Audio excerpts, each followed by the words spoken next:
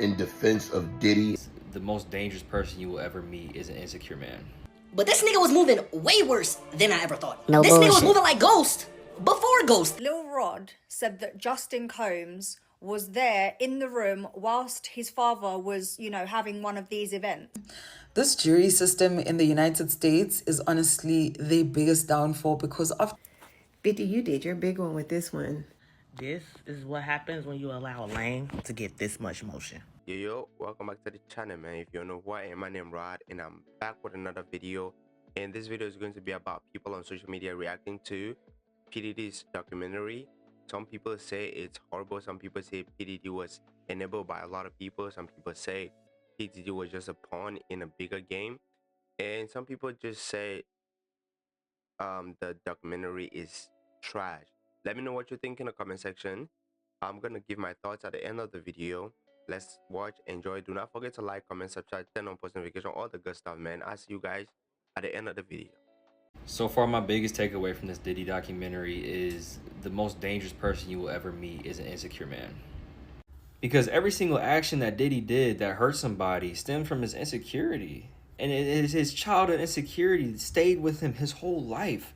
And with him not dealing with that, it bred greed and jealousy within himself. He was envious of all the other people around him that he felt like he was better than, and he felt like he deserved their spot. And when he eventually did earn his place in the world and people saw him for what he was as far as like having his talent, he still was envious and greedy. And it's so crazy because like when you're dealing with an insecure man that has as much greed and pride as Diddy does, nothing is ever enough for him. Diddy could have easily championed himself off of being the producer that's super forward thinking. Even though he's not musically talented, he can curate a vibe and he has a great ear for music. Diddy has one of the best ears for music, you know what I'm saying? As far as like in, not even just hip hop, but like music in general. Diddy is extremely talented in his own way, but since he's not talented in the way that he thinks is normal and other people think is like normal, he doesn't feel like it's enough. He has to take from other people. He has to take other people's spots. And that's why you see him constantly trying to steal side pieces from dudes, constantly trying to force himself onto like his artist platforms and trying to make himself the centerpiece. And this is exactly what happens whenever you live under patriarchy and you're forced into a certain role that you can't uphold. I talk about this shit all the time, bro. And the part that really drove that point home for me was whenever they were talking about how Diddy was pretty much a soft kid. You know what I'm saying? He was getting his ass kicked all the time. And his mom was beating the hell out of him. And she did it to make him a stronger man. But whenever your core basis is to be soft and you're faced with extreme violence and you shrink back into yourself as a little boy, right? And your mother's forcing traditional masculinity onto you through violence and punishment, this is the result, bro. You grow up to be an insecure man that's constantly overcompensating to force himself into being the type of man that they think that they should be instead of just being the man that they want to be. You know what I'm saying? You're constantly overcompensating because deep down, you know that you're still that scared little boy, that soft little boy. And you feel like if you let your guard down and if you let this facade of traditional masculinity slip, everybody's going to see you for what you really are. This nigga 50 is a generational hater. No bullshit. He might be on par or above that of Reverse Flash. On God. I see why they try to pack this nigga up. This nigga is too powerful. No bullshit. Now, I knew Diddy was bad, but this nigga was moving way worse than I ever thought. No this bullshit. Nigga was moving like Ghost before Ghost. This nigga told Suge Knight, while he's in a full Nelson, mind you, and a gunman is right next to him, it's gonna be aight. Tell your moms, it's gonna be aight. Tell your kids, it's gonna be aight. This nigga was moving diabolical. No and I'm out bullshit. here thinking that Suge was the one that got Pac smoked, but it was Diddy the whole time. And come to find out, he got Biggie smoked too, all because he trying to troll niggas in LA.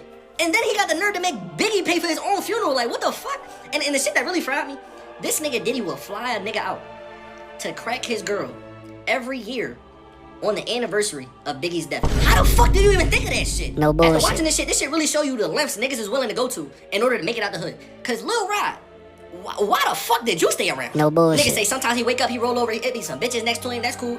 Then he wake up sometimes and it's fucking Diddy. And then sometimes he wake up and he's sore. Nigga sore where?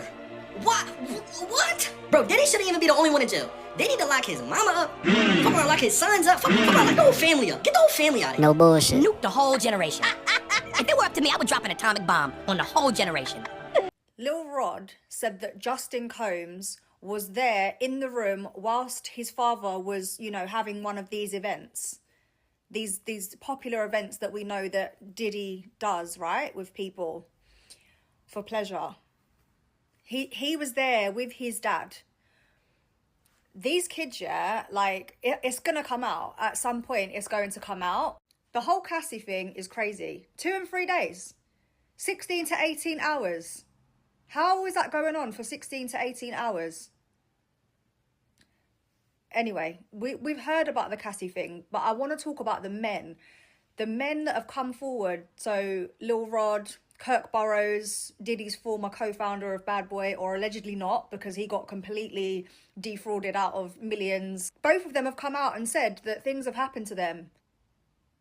Things have happened to them, like, and they've been under substance that they didn't even know that they were consuming. And how many more men and people are there that have, you know, been victim to this person? I just want to say, as a South African, this jury system in the United States is honestly the biggest downfall, because after watching the Sean Combs, The Reckoning documentary, I am so livid, guys.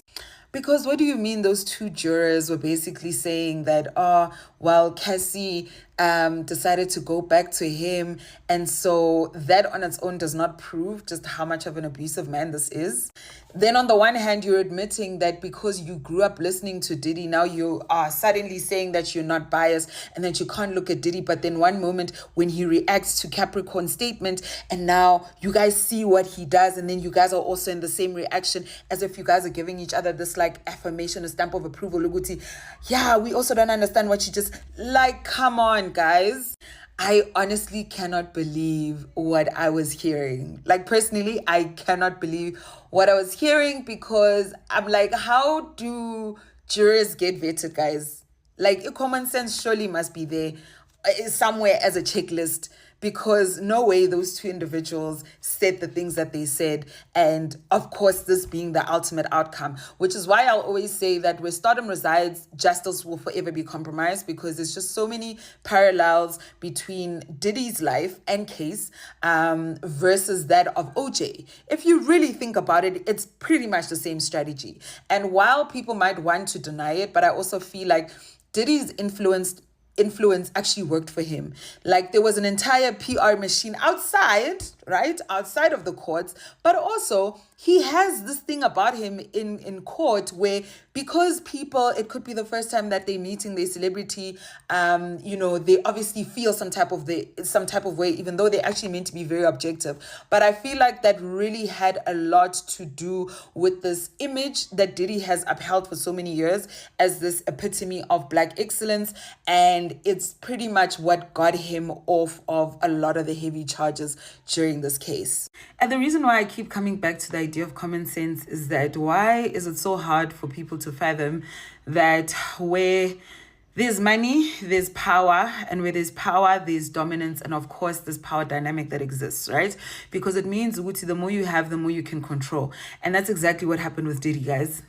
And, you know, I think with him, it really got to his head, because while I think theoretically, he really wanted to rep his people, putting them on and doing good for them, he also realized that he has to do it in such a way where people don't notice. And that's why I keep saying, like, he used rather this image of Black excellence to his advantage, so that people don't necessarily call him out until people find themselves in situations with him. Then they would realize, man, this guy udlale ngami, you know.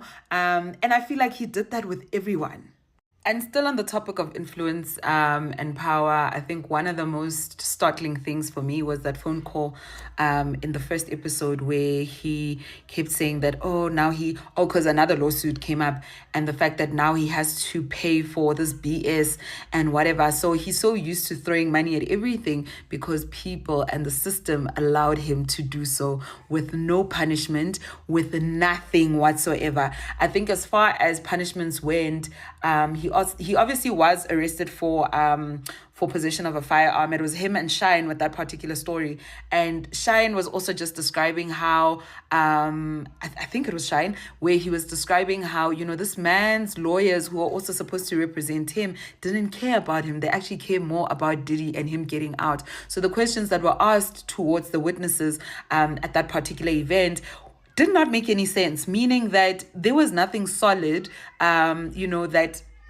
that they could say that, okay, Shine wasn't the shooter, but rather it was Diddy himself. Then onto this whole Biggie and Tupac situation, it made so much sense that Diddy was actually very jealous of Biggie and Tupac's friendship, because from my understanding, after watching all of these Notorious B.I.G. documentaries, as well as Impiloga Tupac, there was never anything between the two of them, aside from the fact that they came from different areas. But the one person who was at the center of the mess was definitely Diddy, because he could also see that these two are going to become bigger than him. And so he didn't allow that. And so that's the reason why the situation became what it was. Even though, yes, right now it's still alleged, but why would Biggie's mom also have an issue with Diddy specifically? Why was he so jealous? Why did he want to always start trouble when it came to Tupac? Why is it that when he was having his freak-offs with, that male gigolo and Cassie, at the moment a Tupac song came on, he would just get so annoyed? Bekahlanya le ndoda, bekahlanya. And for the mere fact that Suge Knight still won't say ukuthi kwenzakalani, must just tell you everything, because I think he also knew that Diddy was also just as connected, and so this would literally just cause war at this rate. Now, moving on from his professional relationships, I want to get into the more personal relationships that he had developed as a result of the working relationships that he had, specifically on Lil Rod, because what was done to Lil Rod is actually so dead wrong, bruh. Like, he realized that he was caught up in a situation where he looked up to this man, and this man was literally playing him. The fact that he didn't even pay him for that album, the fact that he would basically pump substances into his system to a point where he would feel sore the next day and couldn't even explain why. Then onto the Danny T. Kane situation and how he isolated, I think it's Audrey O'Day, and just how she was highlighted. And those emails, honey, this man incriminated himself. Like, he knew what he was doing, but he just thought he would get away with it, which in for the most part he actually did. Because how does it explain that Audrey was drugged and seemingly someone actually saw that she was taken advantage of, and she even couldn't remember? There's a pattern, guys. There's a pattern, which is why I'm so angry at the jurors, because what do you mean they couldn't figure out this pattern? What do you mean they couldn't figure it out? Because this man was an abuser.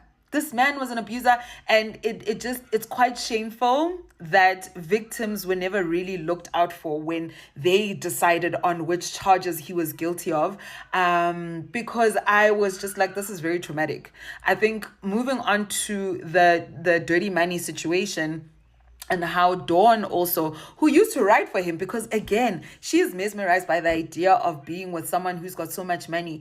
She knows that her career is going to move forward and everything. But now this relationship that existed there, only to find that she was also enduring, assault while she was supposedly with Diddy, or whatever you want to call it.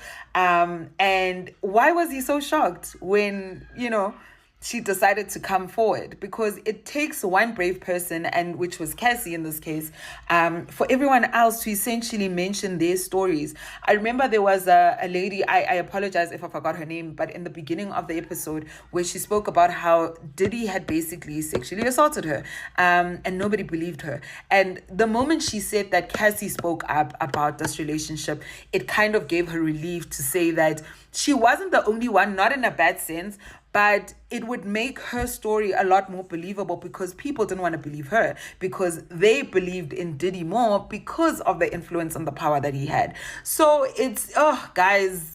And of course, just with the Cassie situation, I don't understand, like, how people can just dismiss all of that footage and act like this person is a saint.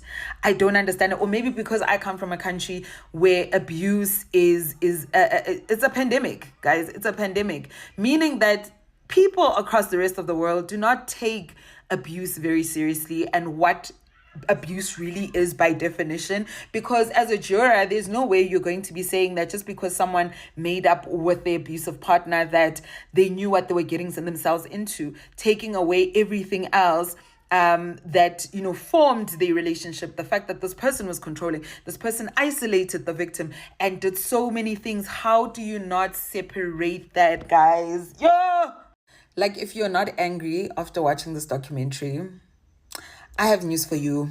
You are also part of the problem. You are also an enabler, because there's nothing good about this man.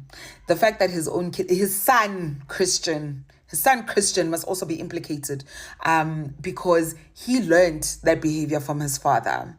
And I understand why Albie Shaw's son, Quincy, also wants nothing to do with this man, because he is very vile and his vileness is just spreading to his offspring, and that's just what it was. But anyway, that's me, and I urge you guys to actually go check it out. And if you guys are not angry, then I'm sorry, but you are also a part of the problem when it comes to these matters within society, okay?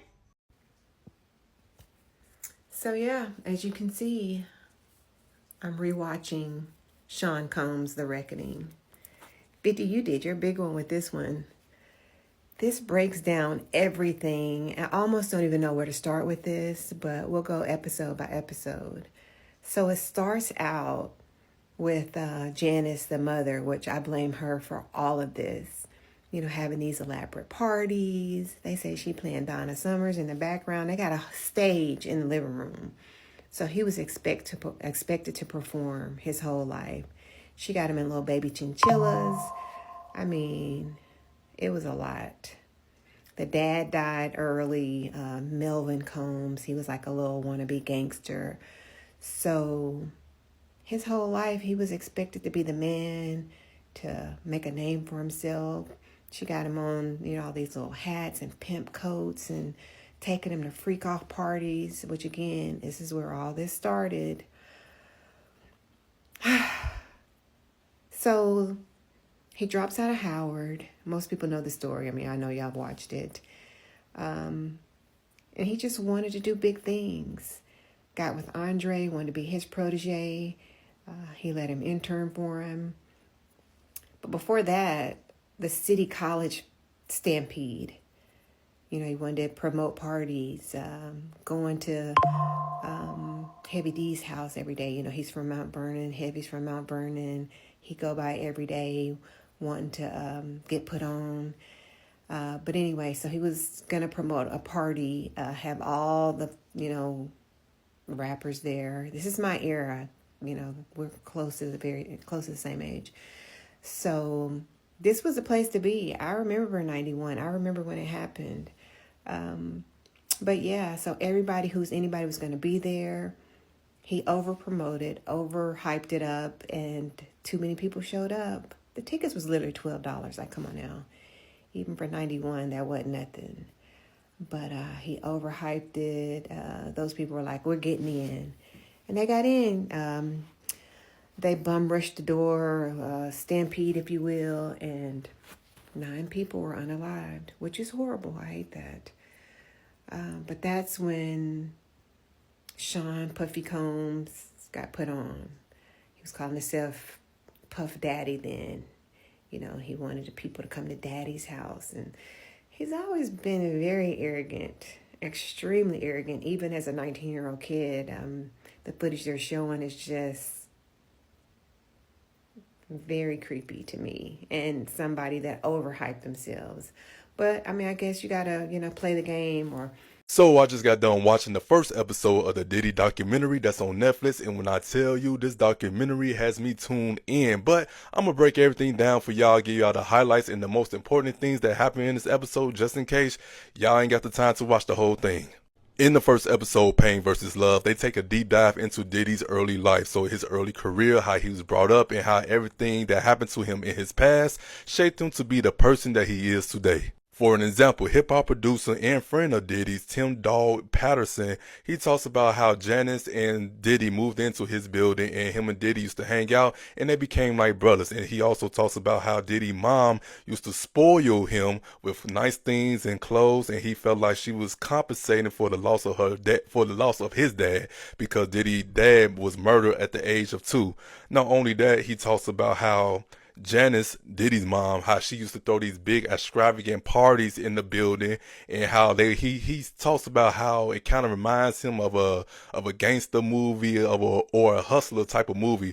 Those were the type of parties that was going on in the house. Also, the mom would make him and Diddy dance in front of everybody.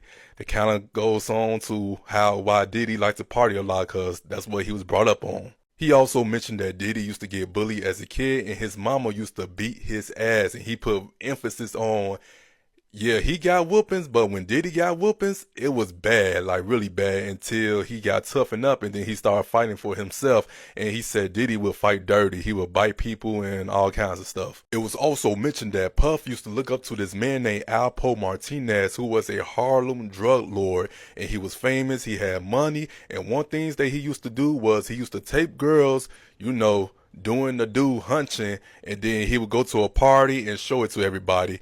And then that's one of the reasons why we here today. And speaking of taping women, a woman by the name of Joy Dickerson has sued Diddy in 2023 of November for assault, because in 1991 she said she used to work with Diddy as a party promoter, and she helped promote a party. One party was named Daddy's House, and then she said one day they went to a party, and then she said she was feeling a little weird and she was drugged. And then later on, she said one day somebody came up to her and told her that there is a tape of her, and they showed it to her, and she said she tried to take action, but nobody would help her. And she said one person told her that if I help you, then how am I going to get into the Diddy parties? Crazy, right? But hold on, her mama also wrote a letter to Diddy. Dear Mr. and Mrs. Combs, I'm writing you to inform you of something that your son did to my daughter. One weekend while visiting my daughter, I awoke to her screaming in the middle of the night. She told me that she was dreaming about Puffy. I asked her why she was screaming and who is this Puffy person that he would cause her to have nightmares. I was shocked and mortified to hear her story. She told me that several people have come to her to inform her that your son has made an obscene videotape of her. Without her knowledge, he videotaped him doing something sexual to her. Apparently, your son shows these tapes at parties on large screen televisions. I realize that this may be hard for you to believe, but if I hadn't heard this story from my daughter's own mouth and looked into her eyes, I would have scarcely believed that any individual would compromise another person's dignity in this manner. Crazy, right? But hold on though. So years later, she said she saw Diddy in public and she confronted him, and she said this man dropped to his knees with tears in his eyes as if he was about to apologize, but all he did was deny, and said that stuff never happened. Crazy. Alright, so we are still in 1991 and it is December. So Puffy and Heavy D had hosted a charity all-star basketball game that erupted into chaos because, for one, it was overcrowded and they oversold the tickets, and people had bum rushed in and caused a big stampede. And because of that, 9 people was unalive during that day, and the media and everybody was blaming Diddy for it, and somehow he got away with it. And Puff said it out his own mouth. Because of that tragedy, it's the reason why he became more famous. So we are now in 1992, and now Diddy is the vice president of A&R artist development for Uptown record label. And then he already have Jodeci and Mary J. Blige under his belt. And then he ended up getting fired by Andre Harrell because he said Diddy got too big for the label, and also him and Diddy was bumping heads. But when he got fired, Andre allowed him to keep Biggie. Then Puff took Biggie to Clive Davis. Clive Davis bought into Diddy's vision with $10 million, and that's how they created Bad Boy Entertainment. He gave his friend Eric Burroughs 25% in stock into the company, and his mother 75% into the company. And this is how Diddy protected himself against that whole crisis that happened at that basketball game in 1991. And now we are at the end of the episode, and then they get to talking about how Puff was jealous of Biggie and Tupac relationship. And they also mentioned that Puff was somewhat jealous of Pac because Pac was a very likable person. He was a movie star, and he didn't manipulate his way into fame. And they also insinuated that Puff did have some type of involvement into Pac's murder, but still to this day, Puff have not been charged with any crime to connection to that case. And they end this episode with saying that since Puff had never faced consequences for his actions, he became untouchable. He felt untouchable. So that's everything y'all need to know about episode 1. Tell me what y'all thought about it, and make sure y'all like and follow to find out about episode 2. This is what happens when you allow a lane to get this much motion. So, the last 3 days since the Sean Combs' The Reckoning has dropped on Netflix, I've watched it twice, and this is a spoiler alert, so anybody ain't seen it, go on about your business. You ain't woke. You not for the culture. You not for the people. Goodbye. Because you should not. Is day 3? Day 2?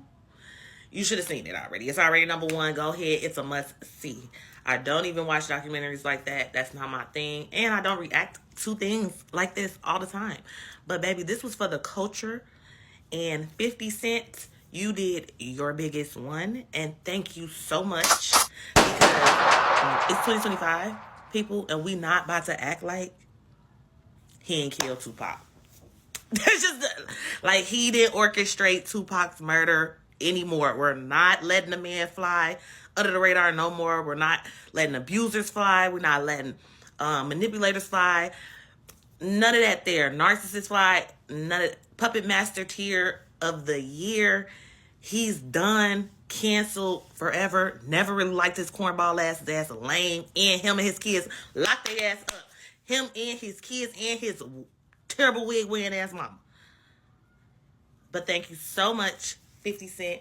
I really appreciate you for waking the culture up. I hate when they try to make it seem like, oh, it's petty. He being petty. And, ooh, fuck all that. We already know 50 Cent is a great storyteller. And this is his range of projects that he would do. He's an executive producer. That's the fuck he do. He do nothing wrong. He didn't do anything wrong. He literally just put it out there for us to see it in black and white so we could stop having the theories and this and that. And the evidence, the proof to back it up. If y'all don't lock this man back up, he better not come out and not get back locked up. He ain't gonna make it anyway because we already know what he did. The most diabolical thing about the docuseries was a couple things. I'm going to say the most to me was the fact that the man, the biggest funeral for Biggie, and had the man, Biggie, pay for his own funeral in death. Unalive him. Bleep that out. Like, this is needed for the culture. We all needed to see this in real time, in the way it was so well structured, crafted, the way they put the timelines together. They went all the way back from when he was a little ass peon, goofy. He's just a all around in his little fur jackets with his mama little thought ass, and they're kissing right now. Like, please. I just appreciate 50 Cent for allowing the victims of all the cases that was dropped and to be seen in her and him putting it together like how we needed to see it and how let the truth speak for itself, okay? Let the facts speak for itself. Let the evidence speak for itself. We are no longer living in the times where we can just pretend like things aren't happening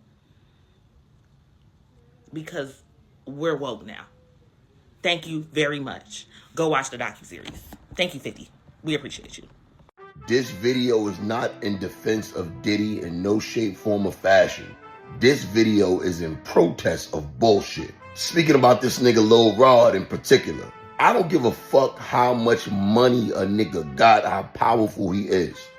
If I'm working with you, son, and I wake up with a sore ass, son, it's lit. If you're a heterosexual male and another man does something to you sexually that you did not approve of, you either gotta do something about it or take that shit to the grave, son. Same thing with your man Terry Crews back in the day, talking about the white man grabbed up on him and he ain't do nothing about it. Anytime I see a heterosexual male come out with claims of being touched and groped in a way he didn't want, I assumed it was consensual, son. Your man Lil Rod in that documentary talking about he woke up sore, he don't know what happened to him, son. I know what would happen to Diddy, though. I don't give a fuck how much money you got, how powerful you are. If you are a heterosexual man and the man touch you, you supposed to do something to him or take that shit to the grave, son. Lil Rod got a Lil Rod that night a couple of times and they do nothing about it. Lil Rod out here lying, son, all was consensual.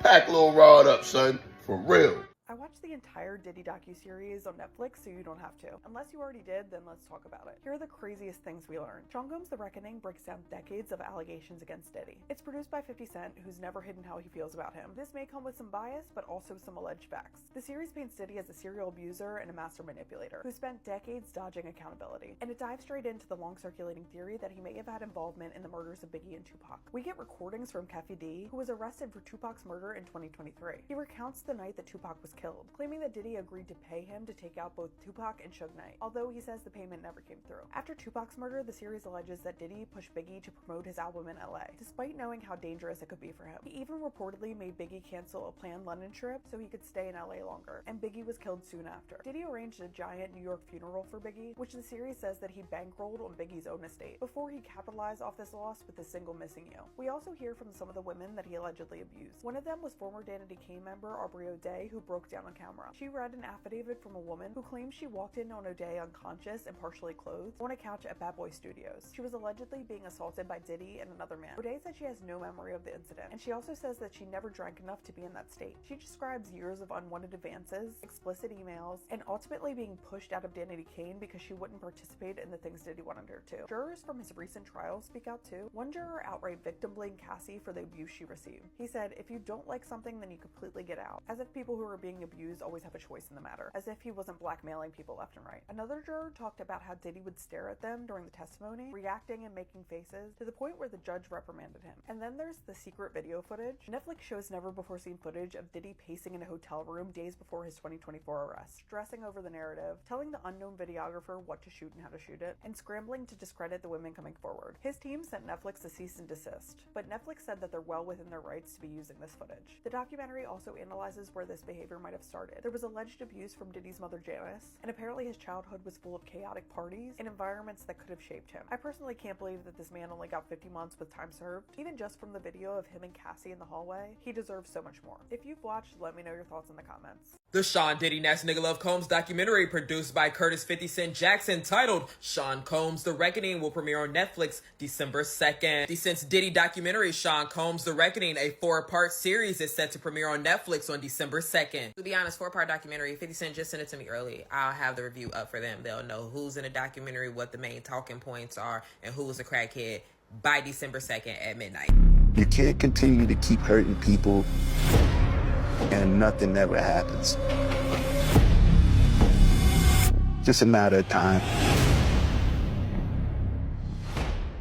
Do they got Netflix in jail? And that's a serious question because they obviously got camera phones to take pictures of him. So do they have Netflix so that he can watch this can you share an account with somebody in jail? Because, you know, Netflix kind of strict. Sean Combs' The Reckoning is a staggering examination of the media mogul, music legend, and convicted offender. It premieres December 2nd. I'll have the review up for y'all when y'all wake up December 2nd. And it's like, I know one of them episodes is about Biggie, like, so it's really like 3.5 maybe episodes. To be honest, this is Netflix messy bitch year. Like, they've been dropping documentaries like crazy, okay? Like the Eddie Murphy documentary, he was being a little messy, telling who was on crack, who was not on crack. Charlie Sheen, he stuck an ice cube up his ass because he was on crack, okay? Then they had the poop cruise, they had Jesse Smollett, and now they got Diddy. This is really just them proving, yeah, bitch, we got people business in our back pocket. Can y'all tell us what's going on with Wendy Williams since y'all know everything?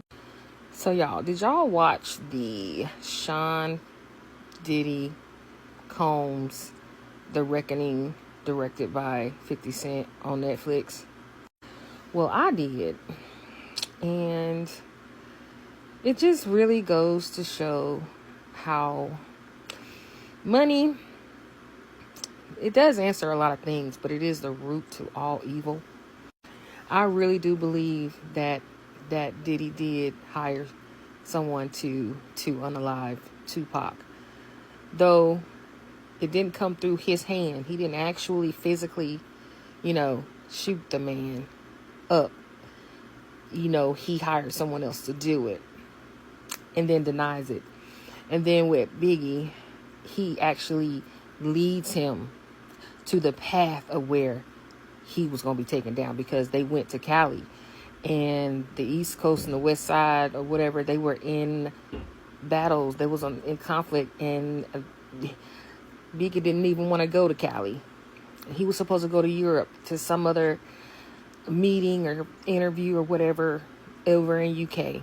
But Diddy convinced him to go there and set him up for that. Pretty much, he led him right to his final day. But my thing is, if they really wanted to get Diddy, why haven't they, why hasn't he had a lie detector or test, or see if he could pass a lie detector test? If they really wanted to get him for these things that I feel like through the course of his career, it seems like somebody's life had to be sacrificed in order for him to be promoted. Yeah. What's that sound like to you? I'm gonna let y'all guess that in the comments. And there's 100 cases or pending cases, 70 to 100 cases pending sexual SA assaults against this man. But of course he denies all the allegations. But that's just too many people. And I'm pretty sure it's more than that. Those are the people who came forward. Because oftentimes people, they known him to retaliate and lose their careers and stuff like that. Some of them end up homeless.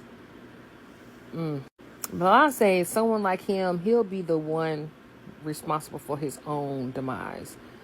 The people who he has negatively impacted, who he's traumatized. It's hard to wait for justice in situations like that, but what goes around comes around, and it's like a lot of people have taken on his pain that he has within him, and he seems to be like the best teacher, and I mean in a sense of understanding the one who's the victim, or the one who he uses for them to understand that there is a different way to your dreams coming true. You don't have to sell your soul. You don't have to do all these things in order to get the things that you desire. And that's to honor yourself by standing up to someone like that. Because, I mean, if it was someone like me, and if I had any feeling that something was off, he would have never saw me again. But I feel like he's a good teacher in that sense of showing people how to stand up for themselves in the very beginning before they get pulled into what he got going on, you know. So, you know, often in there in the documentary, he would claim God. He would say God told him this, God told him that. And you have people like him. He's not the only one. This is the world, okay? This is our government. This is everything. Who makes it seem like they have this image of like they have the best intent for people, but you know, there was a lot of grooming. There was a lot of promises, false promises that were made. Like, this is our president. You know, it's the same type of energy, you know. And so it's a matter of people being able to see the difference, because it's really hard to go up in a courtroom and really prove this, especially if you don't have hardcore evidence. But my thing is, the hardcore evidence is out there.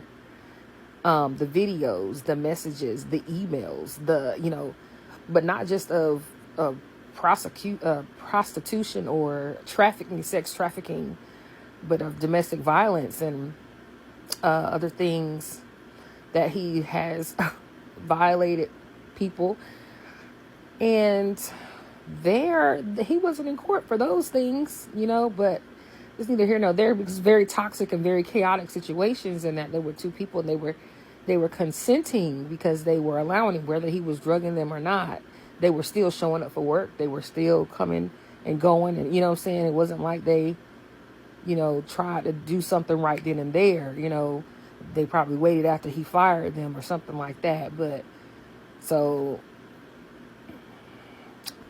that's probably why they had to throw those allegations out.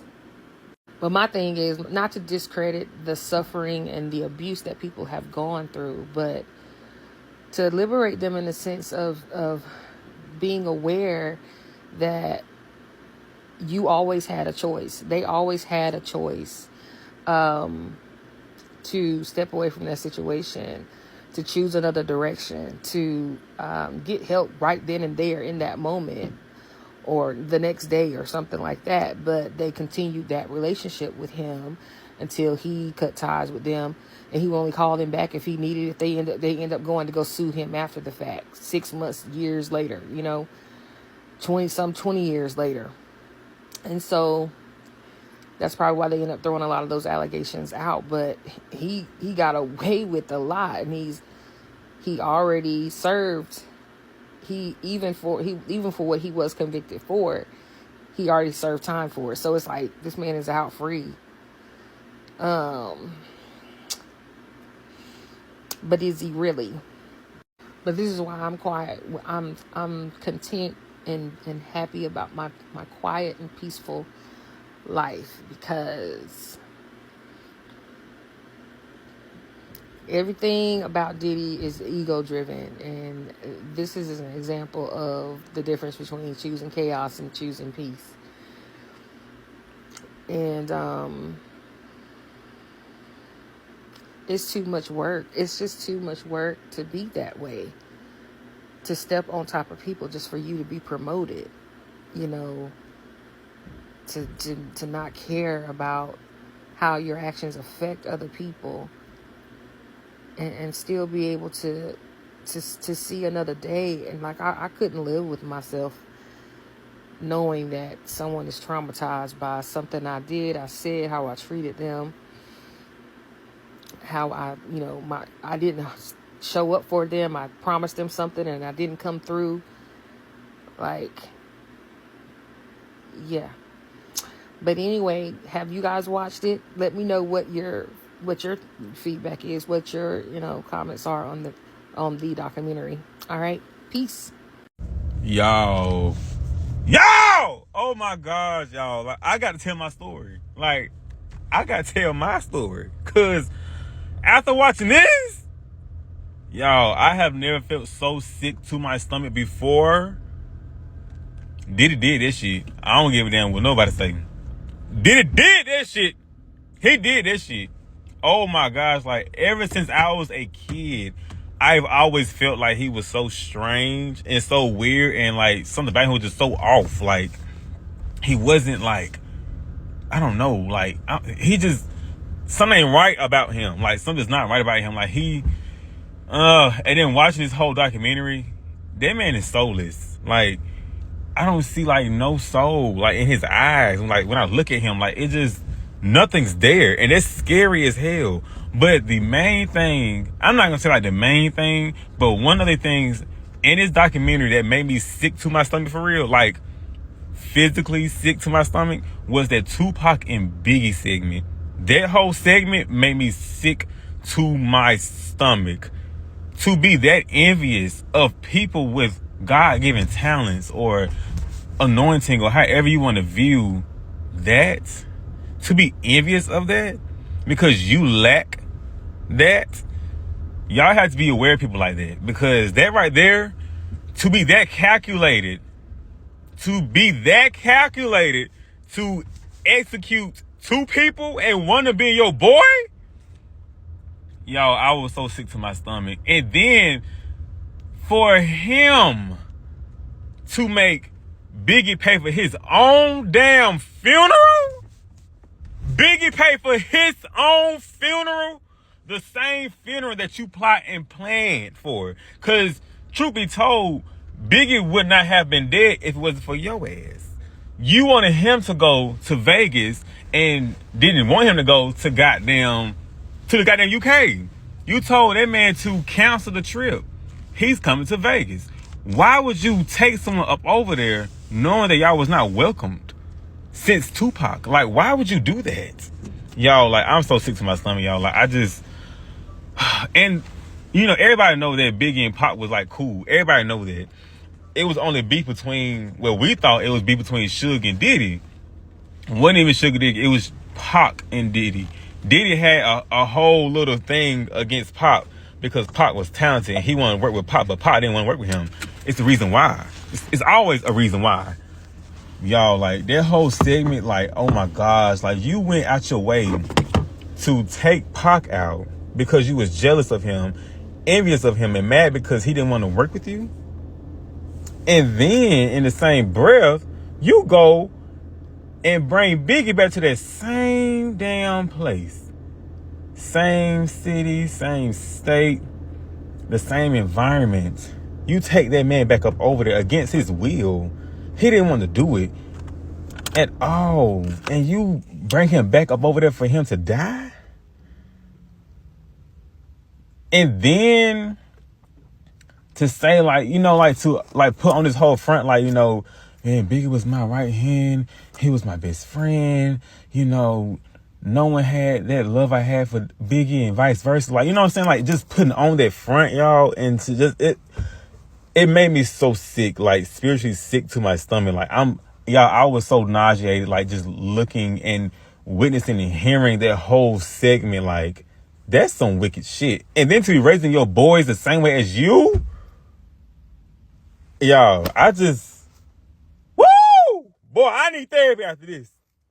50 Cent. You did it again. Like, you did that. Like, everything was just aligned. Like, I just, oh God, y'all, I need therapy after this, for real. Go watch it, please.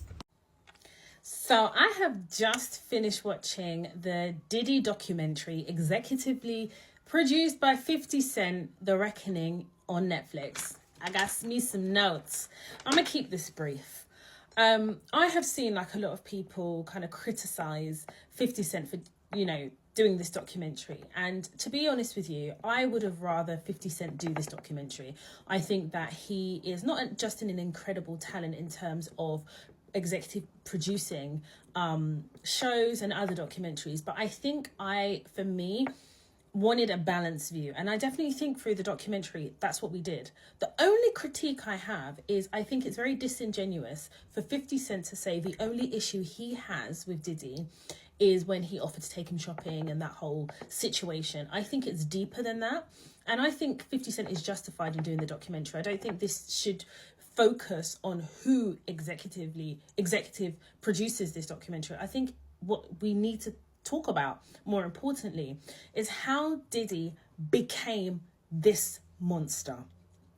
And what this documentary does, it takes us on a journey. a brief journey, because I'm sure there's other things that, you know, they didn't have enough time to capture, but enough of a journey for us to understand how he started, his motivations, and where he is now. And I think understanding maybe bits of his childhood, his relationship with his mother, which I think is the nucleus to his character. I think how people interacted with him. A common theme with Diddy has always been about him not paying his bills, him not paying his artists. He had an amazing roster of artists, but all of them were poor while he is rich. It doesn't make any sense, especially because, in my opinion, Diddy is talentless. He just knows how to galvanize hysteria. And, you know, it talks about, actually, death has always followed him. Death and trauma and dysfunction has always followed him, from his first event where there was like a stampede at this basketball match, celebrity basketball match, right up until all these events where people talk about, you know, waking up feeling groggy and sore. And Diddy's right there. He's always there. Everyone around him ends up dead or in prison apart from Diddy. And there has to be something said about how that is just not a coincidence. I think something that really made me uncomfortable, honestly, is how did he just manage to just get away with it? How people within the industry are complicit in his behaviour and the things that happen because nobody stood up against him. The only person that took him on was Cassie. And irrespective of what you think of her and why didn't she do this, not only was she brave, but we're talking about somebody who suffered at the hands of somebody who had so much power and influence. And at any time, 50 Cent could have, you know, done a documentary, but he waited at this time. And let's be real, the only reason why 50 Cent is able to do this documentary is because Diddy failed to pay the videographer. There's this common theme about Diddy not paying people. And you can't expect people to deliver if you're not going to pay them for their time. It's not enough to make people promises. Promises don't pay the bills. And we are seeing the height of Diddy's arrogance and actually the demise of somebody who had no right to the stardom in which he accessed. He was always on the shoulders of talent.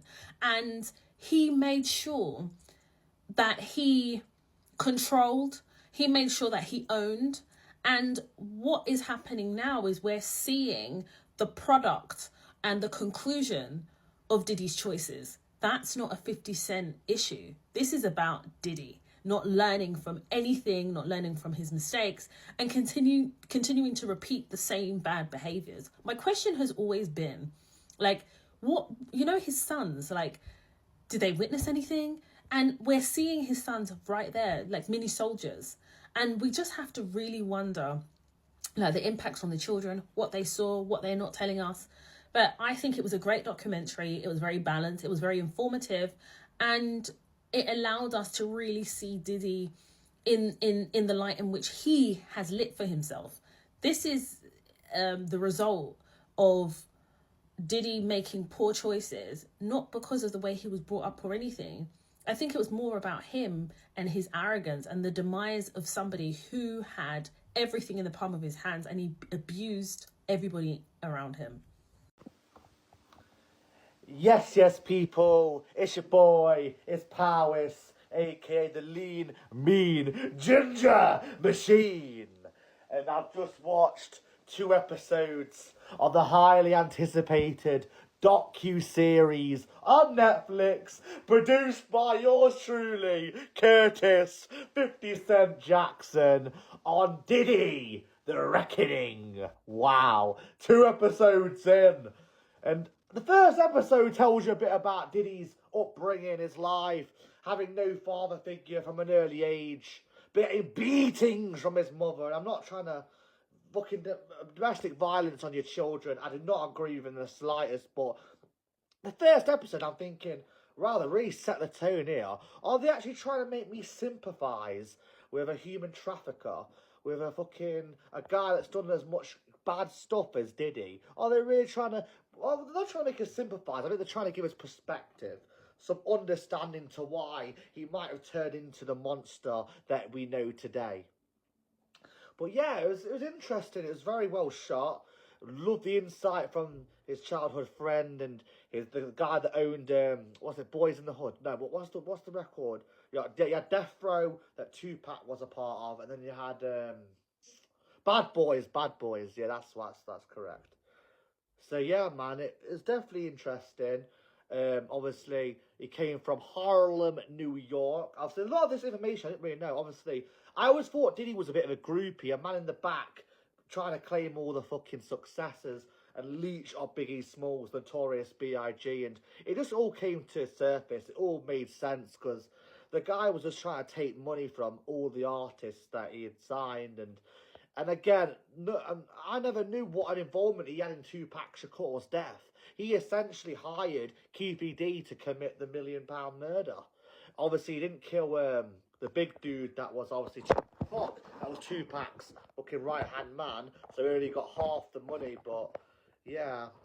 Zip was the guy that authorised it, one of the men of the Crips. Again, Crips and fucking East Side and West Side. I didn't really know too much about the gang violence, but I know that had an impact during the 90s. It was really a tense point in the 1996 when obviously Tupac Shakur got shot whilst in the car after the fucking Mike Tyson fight in Las Vegas, Nevada. Just crazy, innit, really? Like, again, Diddy had a massive influence on that because it was jealous. He was jealous of Tupac Shakur's good looks, his popularity, and one thing I will say about Diddy, the man is a control freak. He needs control, just like he had control over all them people at the sex gatherings. He loves control over his artists. He loves to control the narrative. And so when Tupac was making all that noise and shit, he obviously didn't like it, and obviously and he kind of bigged up a rivalry that was never there. I mean, you saw Biggie Smalls and Tupac; they got along during the early 90s, but then he created this beef and this kind of me against you kind of mentality. And yeah, man, I do feel sorry for Biggie Smalls because even he got caught up in the crossfire, like. He never wanted to go to Los Angeles. He wanted to go to London, but Diddy insisted. So you're going to be on Rivals turf at this stage. After all the tenseness from fucking Tupac getting shot 6 months prior, you're really going to lead him to enemy territory when you know he's a wanted man. And then obviously Biggie was paranoid for his life, and then obviously he got shot up as well. Like, both these murders could have been prevented. Obviously gang violence that was well established in the 90s during that time. Obviously the hip-hop culture and so much more was about gangbanging and shooting this man, shooting that man, all for rivalry and shit. But Diddy, man, he just, look, and again, what pissed me off more, I kind of knew this anyway, but when Biggie Smalls died, he just latched onto the tails of fucking Biggie's success, trying to fucking get him to pay a funeral in his name, in his fucking, like, in his estate, trying to make, I'm the goodie man, again, controlling the narrative. Look at me, I want the biggest funeral ever to take place in New York. I want this to be a celebration of the life of Biggie, Christopher Wallace Smalls. But in actual fact, the man used his own money, Biggie Smalls' money, and the guy took the fucking, what's it called?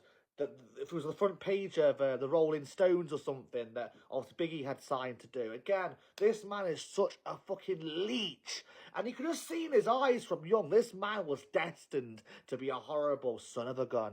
Like, honestly, has he got his comeuppance? Having been sent down in September 2024 for 50 months, I believe. And he's already served, like, obviously over a year now in incarceration. So it's like, he should get a lot more, but again, it's hard to prove all these fucking acts, these fucking sex-offs and all that kind of stuff, because people can argue, well, everyone was under the influence, it was all approved and it was all agreed upon, but you can just tell by, again, how he attacked Cassie in that video when he's kicking her on the floor. This guy has no morals, no moral codes.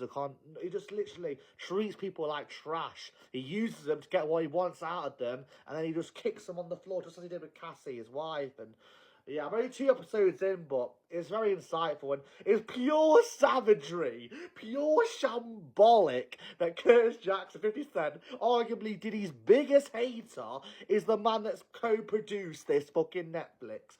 I mean, talk about a stab in the back. But you know what? He deserves it, because the man's trying to paint a perfect picture for so long. You saw the interviews of him and Justin Bieber, Diddy and Bieber. Like, the guy, Yeah, he's just wrong, and you know what I mean? Justin Bieber was only like 16 at the time, and he's talking about parties. You don't mention anything about parties on. Well, I told you, Bieber, don't mention it on national television. Like, the guy is a creep, man. You see in the eyes pure evil, pure darkness, and like I said, all these things that he had been involved with and never got his comeuppance. How is it that Diddy is the one man that's alive from that whole fucking Tupac dying, from Biggie Smalls dying, like, and he was the one that kind of, again, just when they passed away, just ride that wave again. Every breath you take. Now, the guy stole Sting's song for a start. By the way, he has to pay royalties to this day. I think Sting receives like £1 million every year or something ludicrous. And then it's just like, again, just trying to make out like, oh, I loved you so much, Biggie. It's not even your song, bro. And like, the guy's just not a nice man. So yeah, what I took from it, I didn't know a lot about the Tupac and Biggie Smalls' death. I'll be honest, sorry, but it was really interesting to see what big part did he play into it. Again, it never got proven into a court of law. He never got sent down for conspiracy and murder or anything like that, or set up or anything involving that. But you can tell by the interviewers that are in this documentary that they believe and highly suspect he was involved in a lot of it. The guy's a fucking evil son of a gun. So yeah, man, definitely recommend give it a watch. And yeah, big up 50 Cent for sticking up for justice and getting people fucking their comeuppance. So yeah, man, everyone's good, and I'll see you again. Did he do it? Yes, he fucking did. Fuck did he, man. Thank you to Netflix for sponsoring this portion of today's episode. As many of you guys know, I spent months researching and producing our 4-part series on Sean Diddy Combs, and honestly, it was one of the most complex stories that I've ever covered. And I think it changed everything that I thought I knew about him. Like, I knew Sean Combs' name, I was familiar with the headlines, but when we dived deep into his very extensive lore, there were things that I just never heard about. The City College stampede where 9 people died, the club shooting in New York, the murders of Tupac and Biggie that are somewhat connected, if you will. I mean, that's where things got really dark for me. I went down so many rabbit holes trying to understand this East Coast, West Coast rivalry, all the theories, the accusations, and the conspiracies. And there is still so much that we don't know definitively. Sean Combs' lore is basically just tragedy on tragedy, and then at the very end, somehow, Sean Combs is always the last man standing. Especially in our podcast series when we covered his recent trial. But honestly, I keep thinking that there is still so much of this lore that needs to be told. And that is exactly what Netflix's new docuseries does. It is not just about the trial. This is a comprehensive look at Sean Combs' entire life, starting from his childhood in Mount Vernon, New York, where he was raised by a single mother, Janice Combs, right as rap is exploding into the mainstream, featuring never before footage that gives you an inside look at Diddy's life, explosive first-hand accounts from people who were actually there, former friends, collaborators, rivals, people who witnessed his rise in this entertainment industry up close. You're going to hear about his time as a 19-year-old intern at Uptown Records, the beginning of what would become his very signature wild lifestyle. And then there's the founding of Bad Boy Records with Kirk Burroughs, who's in this Netflix's exclusive release. He actually opens up about their relationship in a way that he has never done before. And as Diddy is climbing higher and higher into the entertainment sphere, you see how his ambition and his hunger for power just evolves and twists. It's incredible. I mean, the Netflix is bringing you the story of Sean Diddy Combs, tracing his journey all the way up to the present day. The most exciting part about this new release is that we actually get to hear from the jurors in the trial, which is, of course, for legal reasons, is not a perspective we had access to during our trial series, and I'm genuinely so curious to hear what they have to say. This is the full story of Sean Diddy Combs, the entire arc of his life, his lore, his career, and his influence on music and culture. Sean Combs, The Reckoning, is now playing only on Netflix. I was watching, oh, my fault, I forgot to speak. Hey, y'all. Hold on, let me get some coffee, hold on. But last night, I watched The Reckoning on Netflix. I thought it was just one, I don't know, show or whatever. But it's more so of a series that 50 Cent executively Anyway, he's the executive producer of the series or whatever. And it's about Diddy. Now, prior to all of the stuff that has transpired with him, I was a huge fan of Diddy. Not so much, of the music, because nobody can deny the man is talented. Like, he has an ear, he has an eye for what is going to pop. And I love his music. But more so, like, the fact that he is a businessman, like, he knows how to maneuver in that space. And he knows how to, he's made money, like he's made it lucrative just because of his knowings of that space. And I respect that, because if anything else, I can respect the hustler. I respect business men, women. Like, I love the game. I love the hustle. Like, for real. Entrepreneurship is not easy. So people who find their lane and make it work for them, how can you hate that? However, all the mess he done had behind it, I can't get with. But anyway, I'm making a video to say, I thought that 50 Cent was doing the series like being petty, but it's actually very well put together. Like, it's not biased. You couldn't tell that the person who created it is like an antagonist of Diddy. It's very well thought out, very well put together, very well timed. The people that are in there who are victims, allegedly, like, they had people in there who were for Diddy. They have people in there who weren't or aren't. I just think it was very well put together. And it actually put Diddy in a different light, because you're so used to, I know, like, back in the day, early 2000s, when they used to do stuff like that on MTV, it was more so from that person's perspective. So you only got to see the highlight reels. It was very, encouraging and uplifting, but you don't get the real. And I think in this series, it's very realistic. You see different perspectives, different points of views. Like, they even have some recordings of people who were working with Diddy on a Love album, like Rodney Jones, and a couple other people. And you get to see him in his most authentic state, like how he responded to people in Harlem once all of this stuff started to go awry and people started filing lawsuits against him. And he went back to Harlem to kind of get some love. And you saw his real responses after having these exchanges with fans and stuff on the street. And he was like, oh, I need to wash, I need to bathe, I need, what did he say? I need some sanitizer. Like, it's just showing different perspectives. Like, you wouldn't think that, well, I assumed that the series would be, I don't know, I knew it wasn't going to be no bullshit, but I just thought it was going to be more so like taking jabs at them. And it wasn't that. It was just giving you the real. I don't know. I enjoyed it. And I think it's only like 4 episodes right now. I really, really hope that they do more, just because I love real. Like, I love authenticity. Like, show me the real. Because for too long, we've only seen the highs and the positives of people, which is cool. But show me the real. Show me the person, not the persona, not the mask. Show me the real. And I think that this series is doing just that. I watched all 4.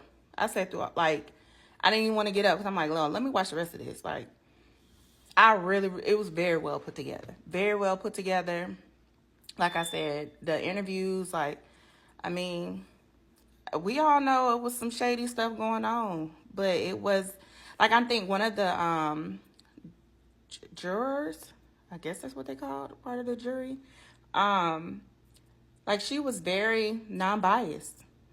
She wasn't biased. She admitted she was a fan of his work early on, but she also said, like, you know, she was just giving, I feel like it was genuine, it was real.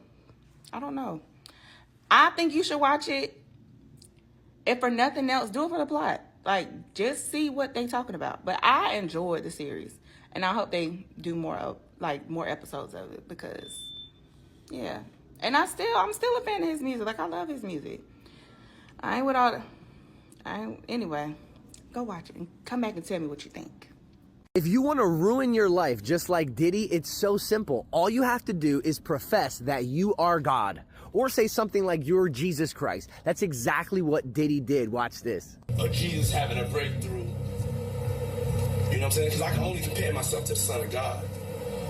You feel me? Remember when Kanye did the same thing? Because I'm God. The Bible has a story too about the first created being that ever tried to be just like God.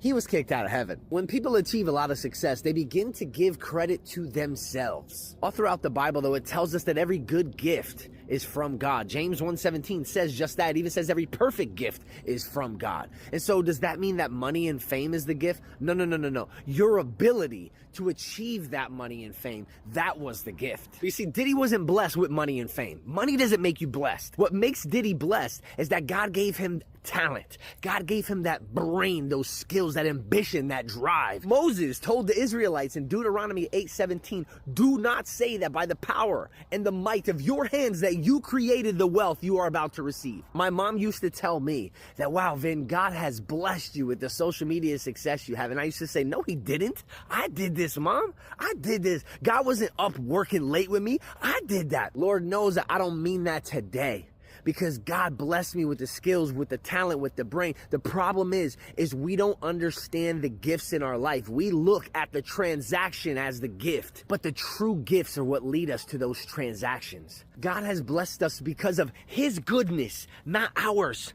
Moses even told the Israelites, do not say that you received the promised land because of your righteousness, because you can be as righteous as you want. God still blesses the evil, just like he blesses the good. That's Matthew 5:45. That's what Jesus was trying to say. We have to understand that not everything that seems like a blessing is a blessing. If a homeless person that is addicted to drugs gets $10,000 cash from Mr. Beast on the street, he wasn't blessed. That was bait to lure him back into more drug use. So understand what your blessings actually are. Just say, I give all glory to God. That's all good when people say, oh, I thank God for this, I thank God for that. But that's just saying it. How do you show it? Most of us have seen the new Diddy documentary, Sean Combs, The Reckoning, on Netflix. But if you haven't, let me give you a quick recap and some of the most surprising storylines. If you're new here, I'm Mia Danae with Shit Black Girls Watch, where if black women are watching it, we are talking about it.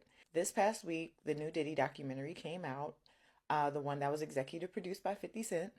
And I just wanted to go through episodes 1 through 4 really quickly for the people that don't feel like watching this documentary, because it is intense. And I think the best episodes were episodes 1 and 2. They were so well put together. Episode 1 highlights Diddy's childhood, his upbringing, the persona that he was trying to build as a young man.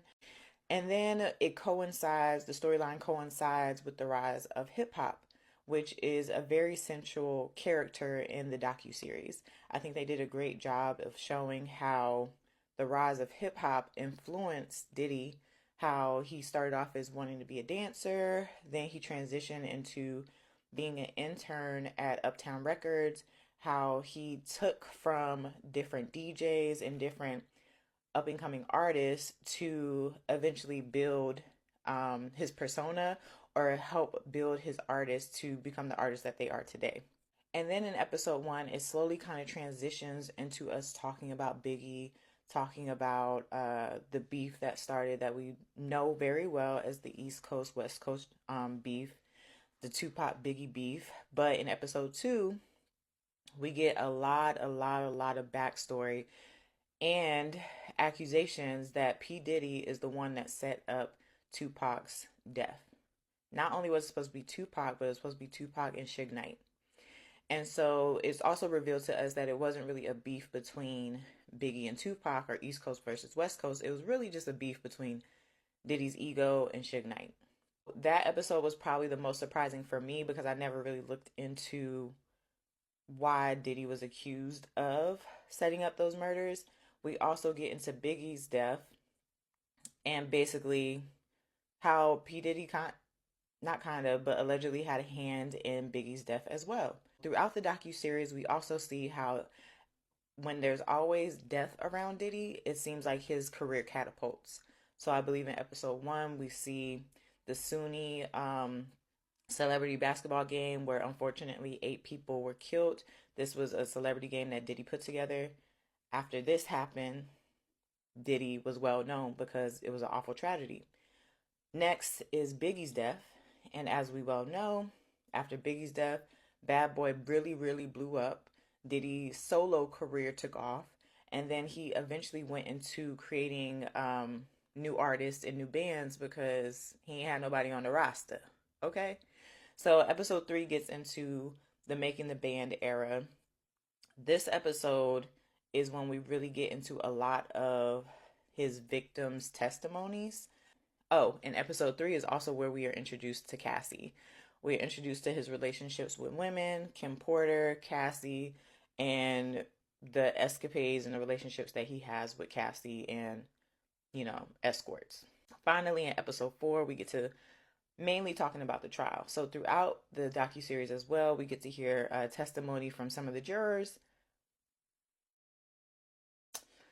I feel like the jurors were very much on Diddy's side, but that's just my opinion. We get to hear from Capricorn Clark, who was Diddy's former assistant, and if you were following the case, you know that Diddy was accused of kidnapping and also blowing up Kid Cudi's car. So we get to hear that story from her. We get to hear a very emotional story from Little Rod, who is a producer that was working on P. Diddy's last album, which is Love, about how he was sexually assaulted by P. Diddy. We also hear stories from Audrey O'Day, how she was also potentially SA'd. It's a little blurry, so you might have to watch that, where she doesn't remember what happened. But it's a lot of testimonies that were given in these last 2 episodes. So definitely be prepared for that. I think the most surprising things for me were the people that came out and talked about being SA'd from Diddy. Little Rod.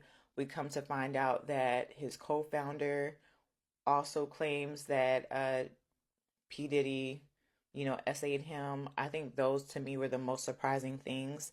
It's just also very surprising how Diddy has always been able to escape all of the crimes that he's committed. The shootings, the stealing of money from his artists, the bad contracts, the sexual assault. Like, there are just so many things that he has gotten away with throughout the years that has built him into who he has become and has created this God complex in him.